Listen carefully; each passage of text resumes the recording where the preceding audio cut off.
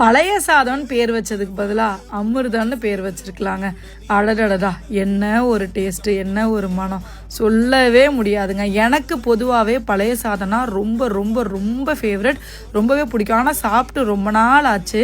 நான் ரீசெண்டாக கோயம்புத்தூர் போயிருந்தப்ப ஜொமேட்டோவில் ஏதோ ஆர்டர் பண்ணி சாப்பிட்லான்னு சொல்லி காலையில் ஆர்டர் பண்ண ட்ரை பண்ணும்போது இந்த பழைய சாதம் கண்ணில் பட்டுது. அடடா விடுவோமா, உடனே ஆர்டரை போட்டுடலான்னு சொல்லிட்டு என் கூட இருந்த எல்லாருமே உடனே ஆர்டர் போடுங்க, எங்களுக்கும் அதுதான் வேணும்னு சொல்லிட்டாங்க.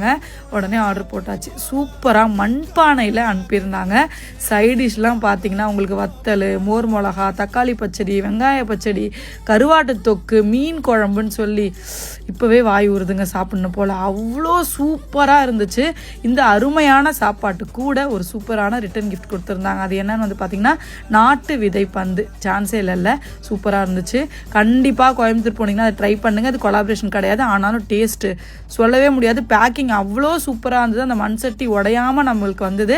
அதில் என்னென்னலாம் இருக்குன்னு சொல்லிட்டு அவங்க பாக்ஸ்லேயே சூப்பராக பிரிண்ட் பண்ணியிருந்தாங்க.